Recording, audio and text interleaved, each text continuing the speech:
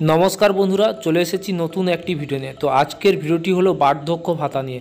তো আমরা জানি যে বার্ধক্য ভাতা কিন্তু অনেকে পাচ্ছে এবং অনেকে কিন্তু পাচ্ছে না। আবার কারো কারোর সমস্যা এরকমই হচ্ছে যে এ মাসে পেয়ে গেল কিন্তু পরের মাসে পাচ্ছে না, এবং তার পরের মাসে আবার 1000 দিচ্ছে বা 2000 টাকা করে দিচ্ছে। এইরকমও হচ্ছে। কিন্তু এই দিক দিয়ে আমি বলতে যাব যে বার্ধক্য যে ভাতা রয়েছে, ওই ভাতার কিন্তু বাজেটে কোনো ধরনের নতুনদের অ্যাপ্লিকেশান যে জমা পড়েছে বা দুয়ারে সরকারে যে জমা পড়েছে তাদের কিন্তু বিষয়ে কোনো টাকা দেওয়ার সিদ্ধান্ত বলেননি বা এখন দেবে বলে বলেননি। কিন্তু দেখুন, আপনারা জমা দিচ্ছেন, অ্যাপ্রুভাল হয়ে যাচ্ছে বা অ্যাপ্রুভাল করে দিচ্ছে, বা কারোর পেন্ডিং রয়ে যাচ্ছে বা ফেল দেখে দিচ্ছে, ঠিকই আছে। কিন্তু লক্ষ্মীর ভাণ্ডারকে যতটা প্রাধান্য দিচ্ছে, বার্ধক্য ভাতাকে কিন্তু ততটা প্রাধান্য দিচ্ছে না।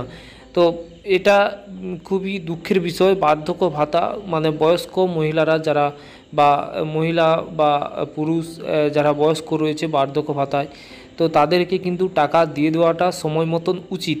কিন্তু এই লক্ষ্মীর ভাণ্ডারে যেরকম ভোট ব্যাংকিং রয়েছে ঠিকই, কিন্তু সেদিক যেমন উনি ভাবছেন আমাদের মাননীয় মুখ্যমন্ত্রী, এই দিকও ভাবা উচিত যে বার্ধক্য ভাতার যে বয়স্ক মানুষরা তারা তাদের পরিবার, হয়তো সবার পরিবার তো সমান থাকে না, কারোর পরিবারে ওষুধ কেনার হয়তো ঠিকঠাক পয়সা নেই, বয়স হয়ে গেছে, তাদের ডাক্তার যে দেখানোর একটা প্রবলেম থাকে সেটা হচ্ছে না, তাদেরকে কিন্তু টাকা দিয়ে দেওয়া উচিত। কিন্তু এটা হচ্ছে না, কারণটাও আমি জানি না ঠিক। তো এই বার্ধক্য ভাতার কিন্তু কেন্দ্র সরকার কিছু টাকা দেয় এবং রাজ্য সরকার দুজন মিলে ভাতা দেয়া হয়।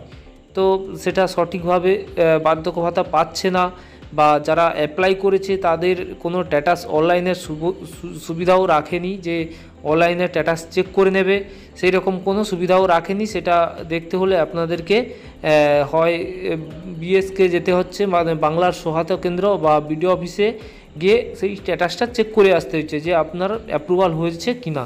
অ্যাপ্রুভাল হয়ে গেলেও পেমেন্ট কিন্তু দিচ্ছে না, পেন্ডিং থেকে যাচ্ছে। যারা পুরনো তারাই পেয়ে যাচ্ছে, কিন্তু নতুনরা পাচ্ছে না। বার্ধক্য ভাতায় অ্যাপ্রুভাল হয়ে গেছে কিন্তু তবুও টাকা পাচ্ছে না, অনেকে রয়েছে 2-3 বছর। কিন্তু আমি সবাইকে অনুরোধ করব একটা বিষয়ে, যে সবাই মিলে, এটা আপনাদেরকে ধরো আন্দোলনেরই মতো, তো সবাইকে মিলে আপনারা একটা নাম্বারে কল করুন, যে দিদিকে বলো বা সরাসরি মুখ্যমন্ত্রীকে কল লিখে সার্চ করবেন, দেখবেন গুগলে নাম্বারটা চলে আসবে। তো এইখানে দেখবেন দিদিকে বলো বা সরাসরি আমি লিখে দিচ্ছি সরাসরি মুখ্যমন্ত্রী লিখে সার্চ করবেন, দেখবেন চলে আসবে।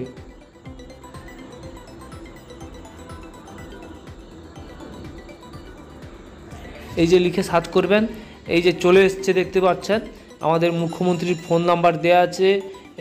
মানে এটা মুখ্যমন্ত্রীর ফোন নাম্বার সঠিক নয়, কিন্তু এই নাম্বারটা কি বলুন তো, আপনারা কল করলে এই নাম্বারে কল করুন 9137091370। এই নাম্বারে কল করুন, দেখবেন আপনারা 10টার পর অফিস ডেতে কল করার চেষ্টা করবেন, নিশ্চয়ই আপনাদের কল ধরবে। অনেক সময় প্রবলেমও হয়, তো আপনারা কল করতে থাকুন, চেষ্টা করতে থাকুন এবং কমপ্লেনটা সঠিকভাবে দেবেন।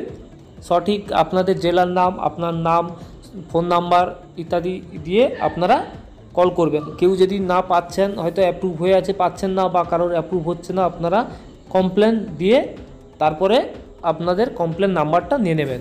এই নাম্বারে কিন্তু যে আপনি যে অভিযোগ জানাতে চেয়েছেন, আপনারা যে টাকা পাননি বার্ধক্য ভাতা, বা শুধু বার্ধক্য ভাতার জন্য নয়, এটা লক্ষ্মীর ভাণ্ডারেও অনেকে বলছে যে টাকা পায়নি, প্রবলেম হয়ে যাচ্ছে তাদের সেই বিষয়ে, বা যারা বাড়ি পায়নি সেই বিষয়ে আপনারা এই নাম্বারে কিন্তু কমপ্লেন করবেন। আমি বলছি বার্ধক্য ভাতার এই কারণে, যে বার্ধক্য ভাতায় কিন্তু অনেকে টাকা পাচ্ছে না বা প্রবলেম হচ্ছে, তারা কমপ্লেন দিয়ে রাখুন, অবশ্যই আপনার কাছে ফিডব্যাক আসবে। একসঙ্গে অনেক কমপ্লেন পড়লে তবে যা ওনাদের টমক লড়বে এবং ওনারা আপনাদেরকে সহায়তা করবে এবং টাকা দেওয়ার জন্য। আপনারা এইভাবে কমপ্লেন দেবে যে আমরা বৃদ্ধ মানুষ, আমরা কোথায় যাব, আমাদের ওষুধ কেনার পয়সা নেই, মানে এইভাবে কমপ্লেন করবে এবং সবাই মিলে এই নাম্বারে পোর্টালে কমপ্লেন করবে এবং কমপ্লেন নাম্বারটা আপনারা চাইবেন, লিখে নেবেন। তো সেটা স্ট্যাটাসও চেক করা যায় যে আপনার কমপ্লেনটি কী কোথায় রয়েছে কিভাবে, সেটা আমি পরের ভিডিওতে আপনারা কমেন্ট করলে আমি জানিয়ে দেব যে কিভাবে চেক করবেন। তো বুঝতে পারলেন যে এইভাবে কিন্তু আপনারা কমপ্লেন করে আপনাদের বার্ধক্য ভাতার টাকা বা প্রতিবন্ধী বা বিধবা ভাতার টাকাটা আপনারা নিতে পারেন। কিন্তু এখনও কোনো খবর রিপোর্ট নাই যে আপনাদেরকে বার্ধক্য ভাতার টাকা দেওয়া হবে।